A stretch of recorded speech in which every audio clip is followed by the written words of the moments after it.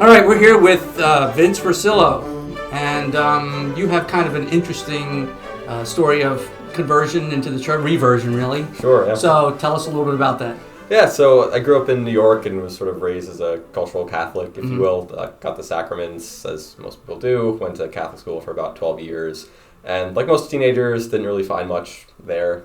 I think as I sort of grew up and was looking for questions to a lot of the sort of debates around what meaning is and how you should orient your life, just really didn't find it, or how I was raised, or just in the church, or in the sort of religious education that I was given.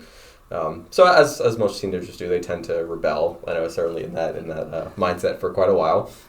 And in that rebellion, was sort of pushed to the conclusions of a lot of the sort of secular debates that form today. So, just things around personal liberty and sort of just doing whatever you wanted in a way, or just sort of following just your own passions and trying to create a structure of meaning around that. Just because a lot of, growing up in New York, you're sort of presented with this vision of success where it's just, get a really good job, make a lot of money, and just kind of follow that, and that's what's going to give you meaning. And I think looking back as a kid, I just sort of realized that was really vapid, that most people around me weren't satisfied, weren't happy, just really didn't have much meaning in their lives. So I knew for me, as I grew up, I just didn't want to follow that path. So as I grew older and sort of got out of my just rebellious sort of hedonistic teenage years, I sort of got into the back to the land kind of liberal hippie movement, if you will, which sort of still exists in the 2010s, right. Even though we're not in the 60s anymore. But it seems to be very much premised around this idea of man being born inherently good, sort of creating an environment where a human being will be moral, and sort of a denial of original sin, if you will, right? It's just this idea that if you create a perfect environment that's closer to nature, then man will act moral, and that's what we should all strive towards. Right. Which is interesting, just how that pulls from a lot of historical arguments. Yeah, I guess it's like Thoreau and that whole, like, there's something that's deeply American about it. It's also absolutely. kind of naive. It's extremely naive, which I know now. But right, yeah. But definitely a Rousseauian kind of conception of kids and just human nature. But anyway, so as I started moving in that direction and just sort of being in those circles, I kind of took it to its logical conclusion, whereas around just various different families who had sort of grown up that way, and just various other people who just sort of held those beliefs.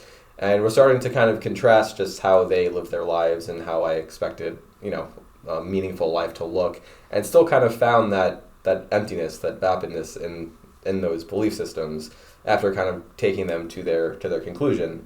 And in a way, it was actually somewhat good for me in that I learned a lot of great skills. I mean, I worked on farms. I went from a suburban kid to like learning how to slaughter animals and preserve food and just doing really cool things like that. And all of that was really wonderful. And it's interesting now, being in sort of traditional Catholic circles, you have some of those pieces there too, which I didn't really expect to find. But I find a lot of the people who are now in a secular way doing that, they're just looking for meaning. I mean, a lot of those things are really great to do, but they're not ends, right? Like, they're not the end of your life. They're not, you don't just structure your life around just agriculture or just that. I mean, those are all end towards something that's higher. So I found people that were doing that as the focus of their life still didn't have that higher meaning, and they were still kind of searching for it. And typically they would be Marxists or some kind of ideology that was backing that other thing because they knew that wasn't the end. Right. So after, as I was in those circles, I was sort of moving out of that belief system and still trying to grasp at something to give my life structure or meaning. So originally it kind of started with sort of libertarianism. You're sort of like Ron Paul-esque, sort of a coherent, at least political philosophy, or sort of just an idea that you can kind of let people be free to make their decisions and, kind of have no restrictions. But I still had my idea of meaning, but I would say my political philosophy is sort of structured around that. Which is, a lot of times the meaning thing and the political philosophy will tie in together, where a lot of these people will take their ideas of meaning and their politics and blend them and kind of create a system. Yeah. So I was still in the meaning camp as before, but had a new political philosophy, if you will, whereas becoming a little bit more conservative, if you will, smaller government, those types of things, those kind of cliche. Did you get pulled into Ayn Rand or anything like that? A little bit. Towards the end, yeah. I mean, she was definitely radical, but I would say it's kind of started with Ron Paul, where I heard this one guy sort of express a political philosophy that made sense. It actually had a coherent thought structure and was, you know, appealing. I think especially how I grew up, my parents were very apolitical. Yeah. So it just sort of seemed like, oh, just, you know, get politics out of everything and let people do their thing, and that sounds great. Right. Ron Paul seems to have had an impact on a lot of people, like young people especially. Yeah, I've definitely found that, which is interesting. I'm like one guy who's sort of a libertarian, I think has brought a lot of people over to something resembling something more true. But so where was your religious life at this time? Like, was it non-existent? And you were baptized Catholic? And I was, yes. Yeah. So it was definitely non-existent. I never really attended mass after like confirmation, I guess. We had to go every Sunday and get the priest to sign the slips to be confirmed. So after that was over, I mean, I might have gone for weddings and funerals, but, you know, that was it. Maybe sometimes Christmas, like my mom still tried to take us for Christmas and Easter, but it was never like, oh, I want to go to mass. It was like, all right, mom's going, so I guess we'll go and do that. So as I was growing up, it was very much just secular. It's like, oh, some people have their religious feelings, and that's nice, and that helps them, but, I mean, all of it's not really true anyway, so it doesn't matter. I was still pretty much far left in terms of social questions or a lot of cultural questions. Just, you know, gay marriage, hedonistic fornication, like abortion, all that kind of stuff was still very far left in those camps. So anyway, so as I grew out of libertarianism or just sort of got more into it and sort of was being pulled along in more conservative directions, still trying to figure out where I was trying to go with it or just what I thought. Because you get into debates with people and all these topics that transcend politics start coming up about culture and meaning and how people should live their lives, and you know, it sort of got me thinking.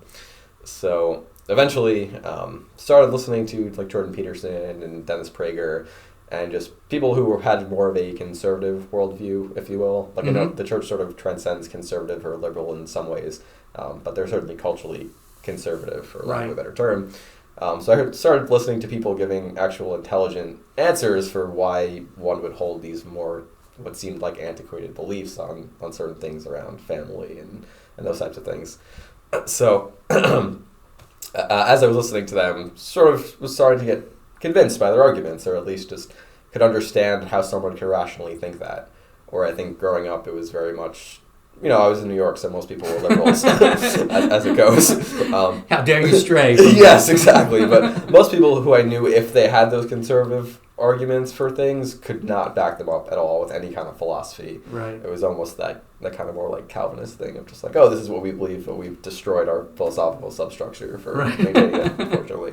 So it was interesting actually hearing smart, intelligent people sort of articulate why these things were important and how they, you know, benefited society, benefited the individual person, and sort of gave meaning to someone's life. Right. What's interesting to me is that I feel like I kind of went through the same thing like maybe 20 years before. Really? So like in the 90s it was like Rush Limbaugh and it was talk radio. There's always like this section of media, something that's not it's not mainstream, but you know, people find their way to it and they're like, hey, what's this? You know, this burgeoning conservative whatever. Sure, yeah, it's interesting. And a lot of them are very far from the church, but there's still these interesting tie-ins that I think sometimes draw people to them. Right. It seems like it does. So so you're sort of in the political conservative, but it's a bit of a leap from there to the religious conservative. Yeah, that's certainly true. And so how did that come about? So that was, I would say, definitely mostly influenced by Jordan Peterson. So he's sort of in the camp of your Shapiro and your Prager and your Rubin. So I'm not quite sure how I stumbled on his videos, but I think the first thing I really delved into him in was the biblical series that he has. Right. It's like the psychological perspective on the biblical narrative. I think that's the title. Forgive me if it's wrong. But it's like a 30-something hour YouTube series on just, I think it goes from Genesis to maybe Exodus. Right. And it's just sort of him laying out these stories. And it's interesting because after being in the church for a bit, I heard a conversation, or not actually heard a conversation, but heard of a conversation between Lewis and Tolkien, where they're talking about the conception of a myth, right? And Tolkien's kind of convincing Lewis that, you know, it's that Christianity is the true myth. It actually happened in real life, and there's proofs for that. But Lewis is sort of sold on the idea that the myth is important, and it can direct your actions and orient you because of these reasons, but he's still not convinced that it's true, like physically actually true, actually happened. And Lewis Tolkien sort of convinces Lewis that no, it's actually happened, and I think that was sort of key to his conversion. Right. So Peterson, I think, does the same thing, probably in a more articulate way or in a more universal way for a lot of people, where he lays out how the Christian story can sort of relate to your life and orient you and give you meaning. And he's doesn't really have faith in some sense of the word. I mean, I don't think he actually thinks the story happened, or he's sort of agnostic on it. Or I think one person asked him one time, like, if he actually thought Christ's body resurrected, and he's like, oh, well, it would take me like 3 years to actually answer that question or to find out about it. So I mean, I think he's trying, but his perspective is definitely from that narrative sort of way that the Christian story interacts with your life and gives you meaning. Right. And he sort of has an interesting, like, psychological standpoint, because there's a lot of the way that people are presented arguments today. It's on the basis of, it's almost like freebies. We can give you something, we can give you more rights, we can give you more of this. But Peterson seems to be talking to young men on the basis of, I'm not necessarily giving you, I'm showing you, like, the struggle, and I'm setting a bar for you to meet, which is something that young men seem to be like, they just take to it. And he's even remarked himself that it's odd that people would, I'm offering them responsibility and burdens, and they're flocking to me. Right, yeah, that's a really great point. It's kind of the opposite of the 60s, right, where you have the kind of counterculture right now being drawn to responsibility, which is crazy, I think, for a lot of people to really understand or comprehend. But I think a lot of that goes back to that notion of just individuality and free will and sort of meaning, where I think the people on the left, they have this notion that you have to change society to make the world a better place, because we've abandoned the notion that it's actually like you're the problem, like the individual person is the problem, and because of original sin, like you have your own passions that are disordered, and if you don't get your act together, like you're going to cause suffering in the world. Right. And because they reject that notion, they're just trying to create the perfect utopia where everyone's just going to magically be a moral and decent person, and then still creating all these atrocities and these sufferings around them and not understanding it, or even sometimes blaming the culture that surrounds them. And it's like, oh, that's why I did that. And it's not because they didn't have their passion under control. So I think by him offering men in particular these bars to hit, it calls to them, because if you know that you are a problem or that you have something in you that can cause suffering for other people in a really drastic way, if you really don't watch it or don't take care of it, by him offering you that bar, you want to meet it. You want to really get your stuff together, really get your life together, take responsibility, and and set everything in order. Yeah. And I think him doing that is huge for especially men. Right. As you're saying. Rescuing your father from the underworld and all that. Right. Yes, exactly. Yeah, all those tropes, but I mean they're great. And the clean your room thing is so funny to me, because as a kid I was messy. I didn't order my life at all, and I think part of it was, especially, I'm going to go back to the New York thing again, it's appearances are everything. So you have to create, you have to be opulent and have everything in order solely to impress your neighbor. Right. They've lost that concept of, like, you should have things ordered and beautiful because it speaks to your soul, and you can actually, by being in those environments, kind of overcome your lower passions. Right. It's just morphed into this secular version of, like, just keep up with the Joneses and make everything look nice just for the sake of it. So the clean your room thing's really funny, because it's such a trope of his that people kind of meme. But it was definitely inspiring, and after hearing that, it's like, okay, now my room's in perfect order as much as I can when I have time, obviously. And it's the one thing you can control, that's why he's big on it, because it's something you can control rather than, global warming. Oh, right. Okay, great. Yeah, it's like you can't do much about that, just feel guilty, Right. Like most people do. It's like, no, like I have this space and I can, like, start off, getting myself better, getting my space in order, like making that beautiful, and then it's kind of the Catholic notion of subsidiarity, right? You start with the smallest detail that you can control and that you're responsible to, and then you work that way, your way out, versus the Marxist conception of just, like, make the utopia and then it will work its way in. Right, which never works. Right, yeah, and usually leads to homicide and genocide. all those nice things. Yes. Do you think that there's a big problem today, especially with nihilism in young people, and just, like, not having, you could say that the 60s generation or my generation, we rebelled against things, but that almost there's nothing left to rebel against at this point, and there's just nihilism. Yeah, I think that's actually a really great point. And I think maybe the first video or the second video of the biblical series, he talks about Nietzsche and nihilism.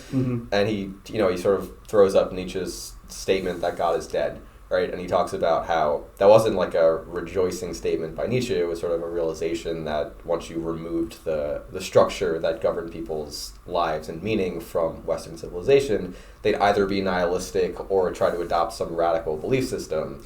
Right. So listening to that on his first or second video, it was like, yeah, that's how I grew up. That's how I knew most young men, especially growing up, were. It was once they kind of lost this way to orient their lives, they either got really nihilistic and sort of became, hedonistic, indulging just in drugs, alcohol, that kind of thing, Right. not applying themselves in much, just because they were not, they were nihilists. They didn't think anything had meaning. They just kind of wanted to skate through life or just escape it or get some kind of pleasure and then, just go do the 9-to-5 thing just to pay the bills, but then they still Right. have this really nihilistic perspective. They didn't really want to get married or have those notions of family. Yeah, I've heard a lot of that from even, people closer to my age that, oh, I don't want kids, I don't want to get married, I don't. Right. Yeah. And yeah, I think it definitely stems from nihilism.